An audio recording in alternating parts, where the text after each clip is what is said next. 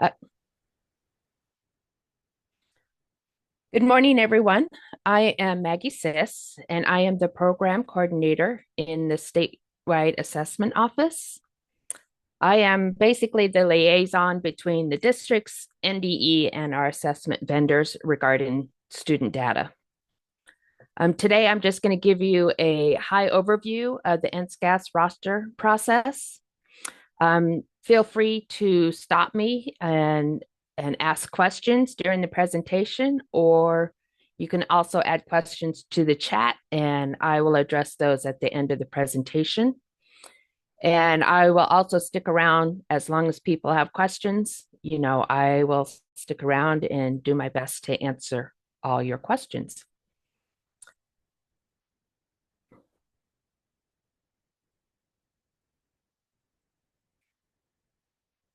So just a quick overview of what under the Nebraska Student-Centered Assessment System, or what we call NSCAS, there are currently three summative assessments, and all students in grades 3 through 8 and third year high school cohorts are expected to participate in one of those assessments each spring. We also have the ALPA 21 and Alt ALPA that current English learners are required to take in grades K through 12.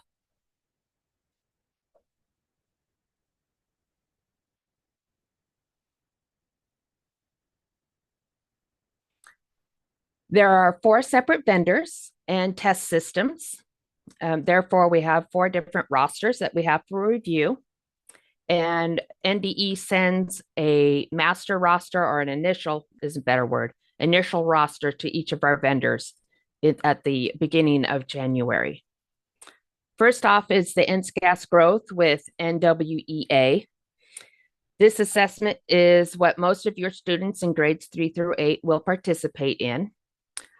There is a fall and winter administration that is optional for districts to participate in, but the spring administration is mandatory. The roster files NDE provides to NWEA are used only to compare with what districts have already uploaded into CAP or MAP, and that data is bridged into the Acacia system for NSCAS growth testing. So we just run comparisons on a regular basis, and it helps us identify any anomalies between the district's data and the state data that's in Advisor. In February, we will be running a comparison, and I will be sending out any anomalies that we find in February. I did that last year for the first time, and I think it was very helpful. And we didn't have nearly as many anomalies to clean up during the summer months that we did in the previous year. The next one is the NSCAS alternate assessment. This is a handful of students with the most significant cognitive disabilities in grades 3 through 8 and third year high school cohort. The vendor is DRC this year, and their test system is called Insight. Then of course, we have the ACT, which is required for all third year high school cohorts, not necessarily just 11th graders. There could be 10th graders and 12th graders that are expected to take a test. So if their cohort is 2026, they're expected to participate in the ACT this year. Our vendor is called ACT, and they have a new test system this year. So if you have not familiarized yourself with it yet, I would do that now. And Iris Owens is more than happy to assist folks with maneuvering around the new ACT now. And then we have the ALPA 21 and Alt ALPA. The vendor is Cambium. And I think the test system, somebody remind me what the test system, Tide. Tide is the test system.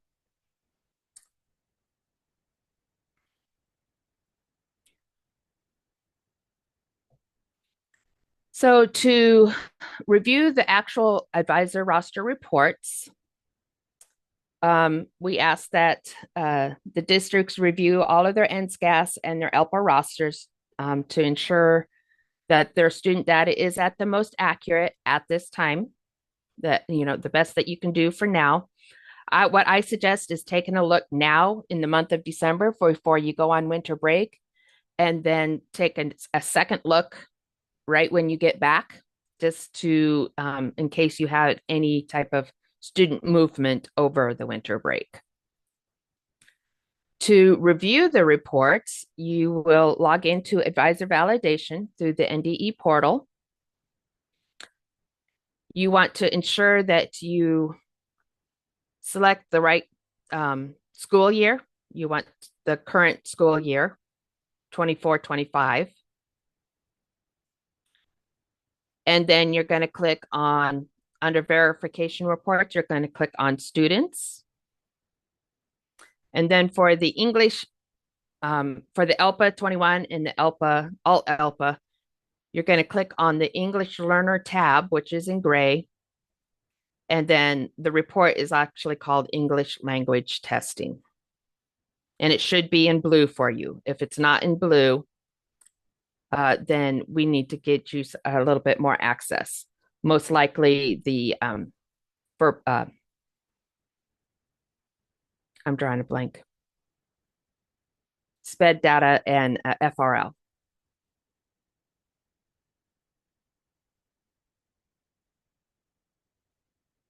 And to look at the NSCAS reports, you will stay under the student verification reports, and you'll click on the assessment tab. And we have one at the beginning. This is for your ACT and your alternate roster. And then at the bottom, we have the NSCAS growth roster. When you click on the ACT and the alt report, it'll open up to this screen, and there will be a drop down where you can select either your ACT or your alternate assessment. And then this link here, the Advisor Assessment Roster Data Elements, this is something new that I put together this year. Basically, it lists, let's see if it'll open here for me.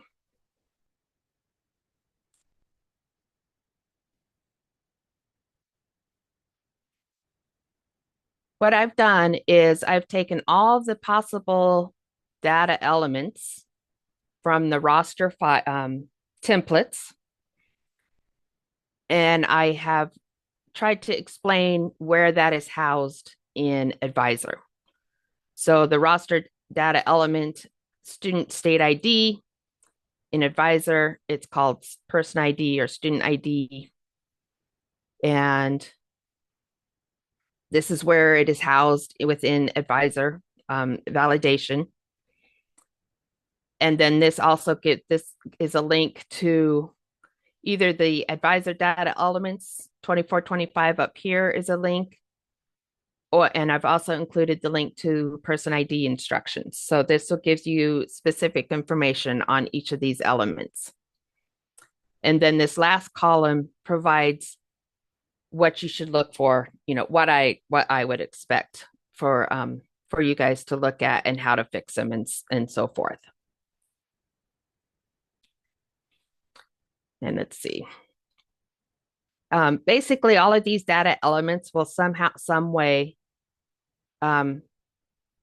determine what students are and are not included in AQuest and NEP reports for the following year. So if you guys want to take a look at that, and if you have any questions, let me know. If you want to take your time a little and dig deeper a little later, you can always shoot me an email if you have questions later.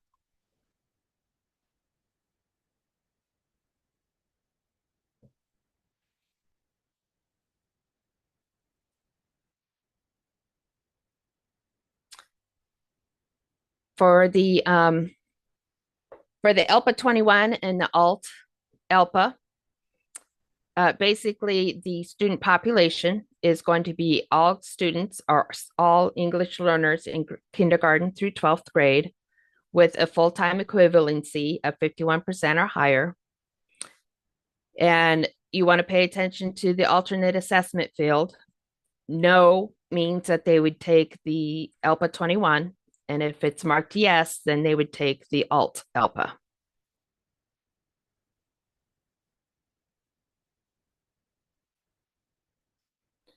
For the NSCAS growth, the population is going to be your grades 3 through 8 students with a full-time equivalency of 51% or higher. And the alt assessment field in the SPED record and advisor needs to say no. And then we also pay attention to the record, the school of record, and also the school of attendance. So that your school of record is exactly that. That's where you're reporting the student and where your scores will go to. And then, of course, the school of attendance is where they're actually physically attending. And that may be also be the school, the test site that you're going to test the student.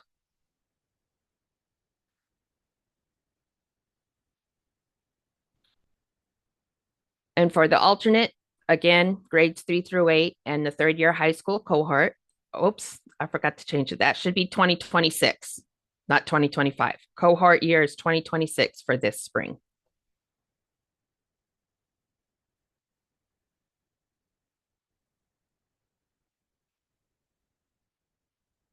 Again, full-time 51% or higher. And this is the key for your alternate students is that that alternate assessment field needs to be coded as yes.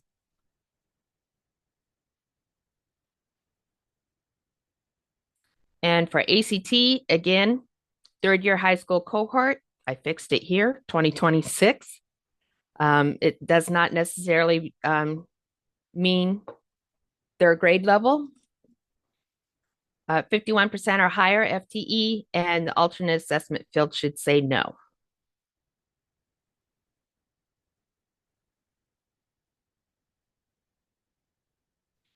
I sent out an email yesterday to all of the DACs requesting the roster review for the spring 2025 assessments. Your deadlines to have these reviewed for the ELPA 21 and Alt ELPA is January 8th.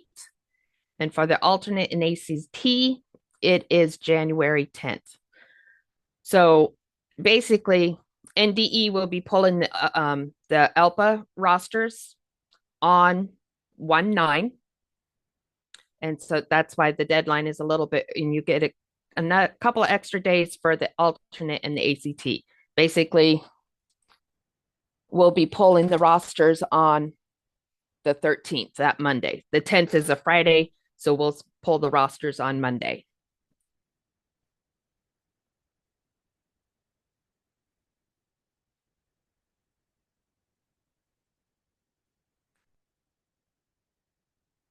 After the initial 1/8 and 1/10 roster deadlines, districts will, if you have any student movement, districts will need to update their SIS and, of course, send out those updates to advisor, as well as make any changes into the appropriate test systems. So you want to make sure that you are adding those, if you have new students, that you're also adding them to the test systems before you start testing.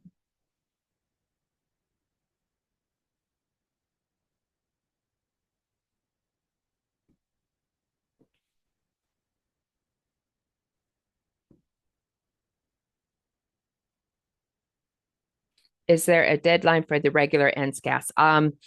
There will be, but it will actually be in February. And I'll talk about that in a little bit more in a little bit.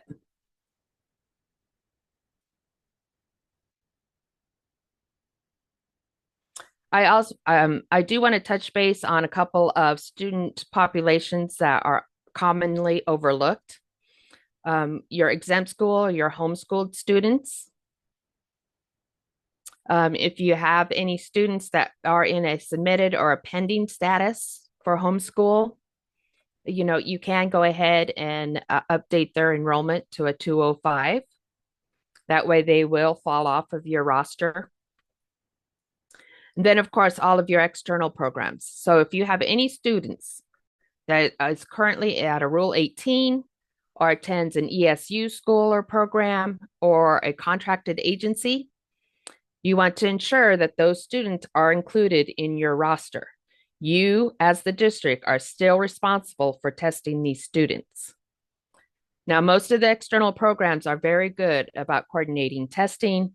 Some of them will even test on your behalf. So it's very important that you open your communications up with these programs and schools now and start coordinating and making sure everybody's accounted for at the end and that everybody has tested.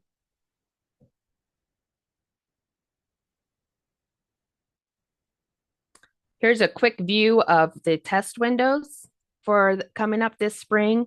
This link here will take you right to this one pager. You can print this out and you can post it to your bulletin board. We added a little bit more information to it this year. In the blue here on that first column, those are the upcoming training dates that the vendors are providing. And then in the second column under student test management, I've included when test management opens for each system and for NSCATH growth, I've included when the tickets will be available. Basically, it's a week after the test management opens. And then you have a couple of extra days at the end of the window to do any final cleanup, such as adding NTC codes.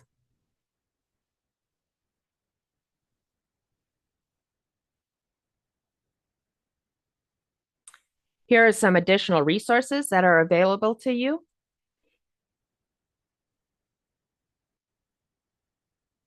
And then I'm something else that I'm going to start new this year is we have a weekly DAC Zoom meeting on Fridays at noon during lunch hour. Let me see if I can copy this and put it in. Oh,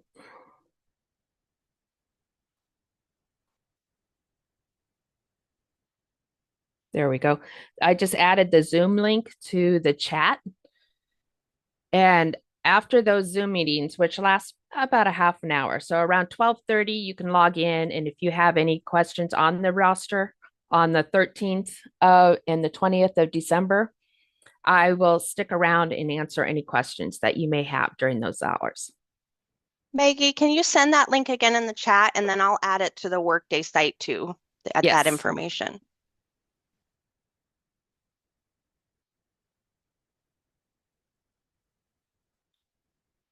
Is it work? Oh, Nope, we're good. Thank you. okay. Okay, good. And then here's my email address. If you have any ACT questions, you want to reach out to Iris Owens. She's our guru and knows everything about it. Julie Otero is our ELPA 21 contact. And then if you're just not sure who to talk to, you can always send to our general email at state assessment.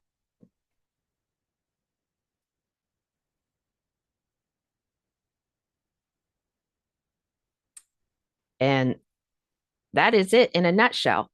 Does anybody want me to demonstrate, to get into Advisor and get to the reports, or if you want I think I'll go back. Yes, people do. Really quick before you do that. Bethany asked if the December 20th meeting was canceled, your weekly. Not that I'm aware of. It has not. And if the DAC webinar is canceled on the 20th, I'll go ahead and log in at 12:30 and stick around for any roster questions.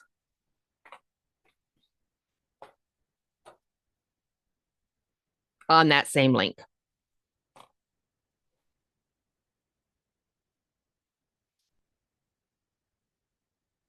Okay. I apologize. I meant to log into.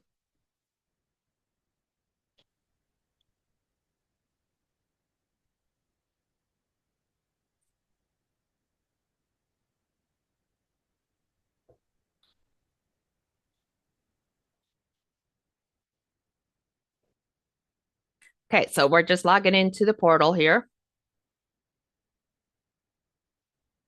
Of course, my password didn't take.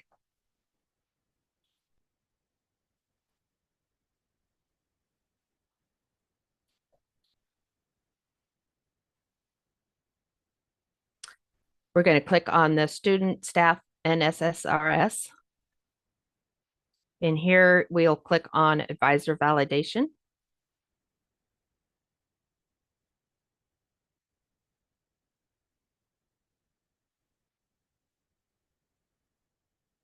And to get to the reports, you come down here, verification reports, and under that, you want to click on students. And this brings you to the report tabs.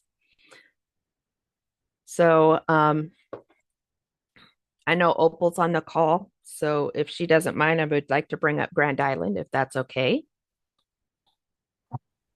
Go right ahead. Okay, thank you.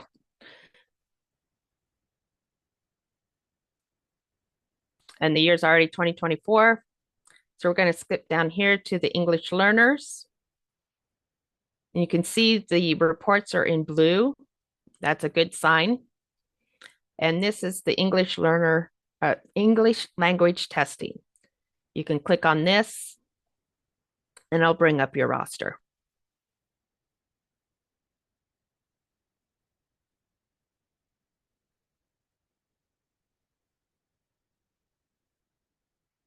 Maybe I picked up too large of a district.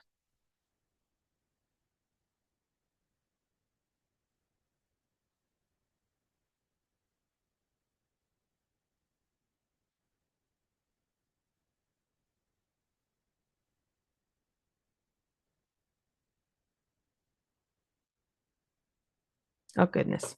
Okay. It'll come. There it is. And then if you click on this little, what it looks like a disk, you can right click and download it to a CSV file is what I recommend. And you can just go line by line and make sure everything is accurate.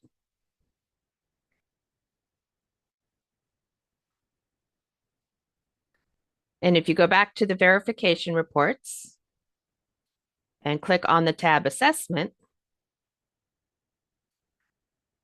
right now, the only two reports that are active is the NSCAS alternate ACT roster and the NSCAS growth roster. So as I mentioned earlier, the files that we send to NWEA is when we just compare the data, what districts have uploaded into Acacia versus what's in Advisor. So at the end of the winter administration, we are going to submit basically, I'm going to pull the student data from the end of the winter administration. We're going to take that file and compare it to what's in Advisor. So I think Bethany asked a question about the deadline for the NSCAS growth. So that will be the end of January. You'll have till the end of January to make sure everything is in CAP, MAP, and bridged over to Acacia. So that's when we'll make that comparison to find any anomalies. Most districts use Clever and are already bridging their student data into CAP, and then that data is all bridged automatically over to Acacia on a nightly basis.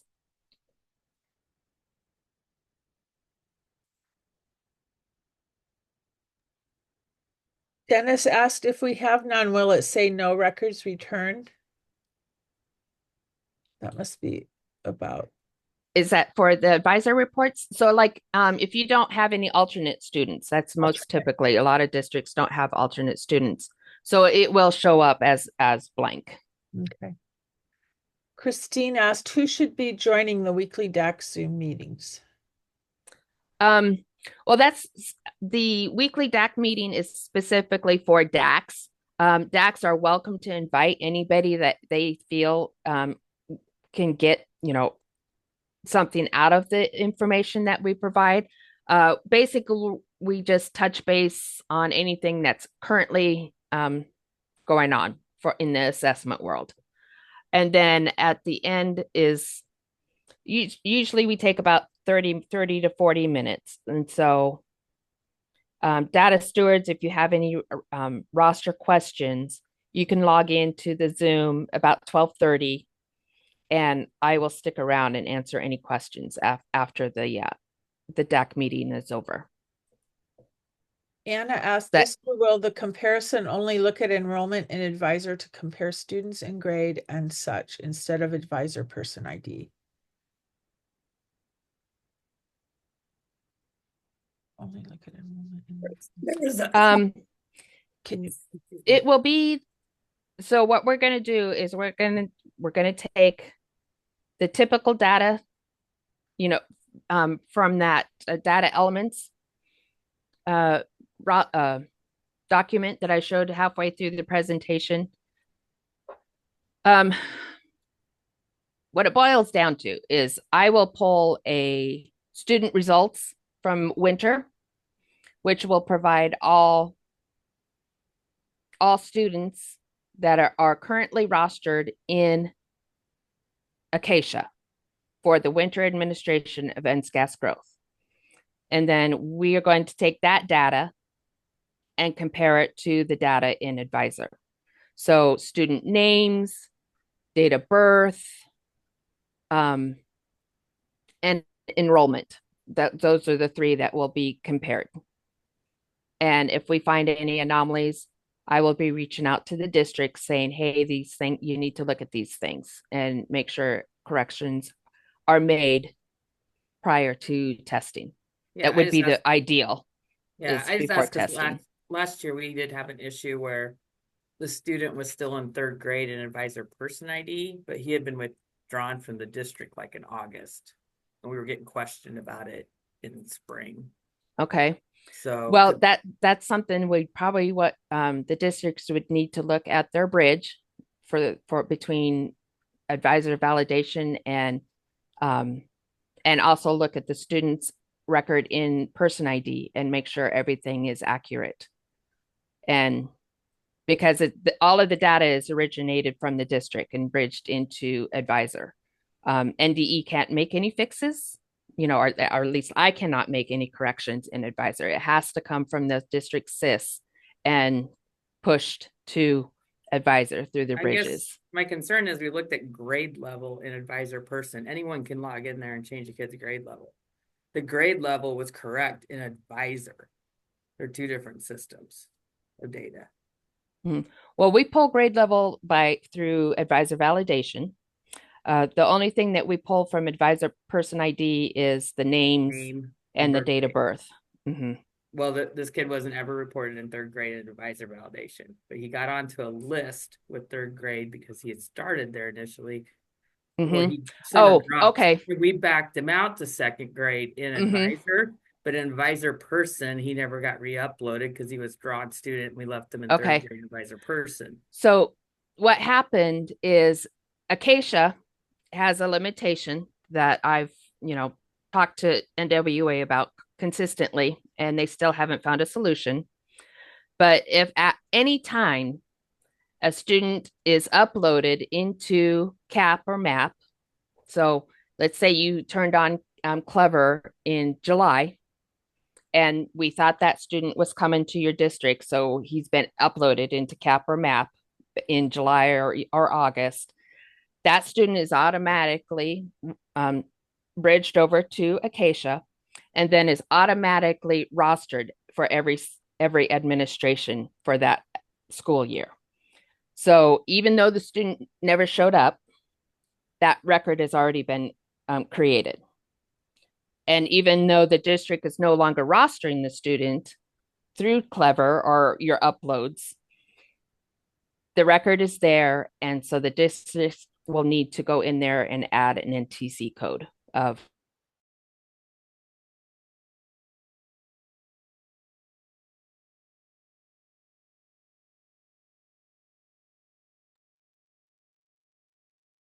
Eve said, FYI, the local student ID is not correct on the alternate ACT reports. It is correct for NSCAS growth and ELPA 21. Oh, the local student ID, that's Oh, okay. And we're talking about this report, the alternate. Is that yeah. correct, Eve? I'll look into that.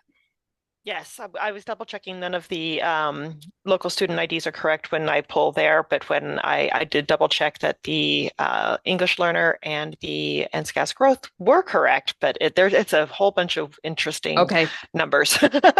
Okay. It's I fine will with me ask because I just go by state ID anyway, but I just wanted to put that out there. Okay. I will check it. I will ensure that that gets fixed as quickly as possible. Thanks. Thank you. So I want to go back to that students that are added to Acacia, even though they're no longer at the district. So if the student transfers to another public school district, everything should be taken care of. It'll stop rostering at the previous district, and the new district can roster the district, and everything should work out. If the student moves out of state and nobody picks the student up, that's when you're going to have to go in and add an NTC code to those records. So Meg, It's been a problem for the last couple of years. I keep telling NWEA, this is causing junk cleanup for everybody, including me, and they still haven't come up with a solution yet. So maybe with the new contract. Our winter, we're doing the optional winter. And yesterday I ended up transferring a student out. So I entered the not currently enrolled NTC for the winter round, but I will need to make a note then for spring growth to go in and add a non-tested code for her as well. Because since she was initially uploaded into the Acacia system, she will show up again in the spring. Is that correct? If she didn't transfer to another public school. She didn't. She went to Colorado. Okay. So yes, you are correct. You'll have to add another the LBW not tested code in the spring. Okay. And it's use the LBW? Yes, left before window. Gotcha. Okay. I will do that. And for the winter though, I should use the NCE? Yes. Not currently enrolled. Okay. Perfect. Thank you. Great. Bethany, did you get your question answered? The problem with the third grader who went to second is Acacia had them. As a third grader, when they were moved to second grade, they sort of disappeared, and that's why it's confused. Right. I was just pointing out that to add on to what Maggie's saying, the reason that second grader is still enrolled at that district, but because second grade isn't reflected in Acacia, when you move a kid to a grade level that doesn't exist, it's as if they transferred out of state and they sort of disappear. And so that's why you have to use a not tested code or something with them. Yeah, if you have Or get NWA to fix it. Yeah, go ahead and send those to me, and I'll go ahead and fix those for any second graders that get plugged in to Acacia or get bridged over. I should use proper terminology. Sorry. But yes, if you have any incorrect grade levels in Acacia, you can send those to me and I will make the corrections. Because we do have even a third grader got input as a fourth grader. So now you have third and fourth grade tests rostered. I can go in and get rid of the incorrect tests for you. NWEA can also do that. So you can also let NWEA. Sometimes they'll ask me to verify. So it's just as easy to just send it to me too.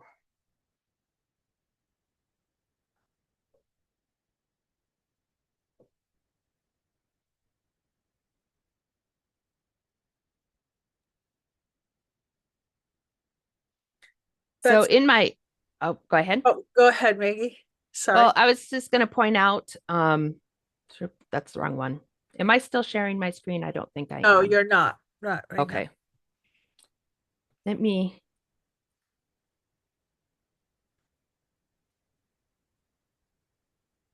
get to where okay, I'm going to share my screen again. So in yesterday's email to the DAX, I shared a link to my Google Drive, basically, and there is a data management folder that includes the this one, advisor roster review guide. Please, this is the meat of the review. This is going to tell you how to, this is going to tell you how to pull the report, and it's going to give you advice on what to look for. It provides a couple of links to some additional reports that are helpful. So this is the meat. This is where you please read through this as you're going through your rosters, and this will most likely answer most of your questions.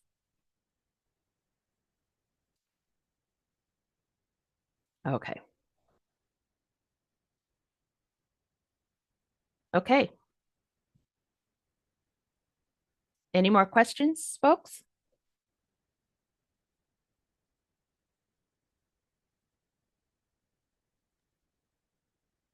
That's everything in the chat, Maggie. I'll stop the recording now. Okay. Thank you.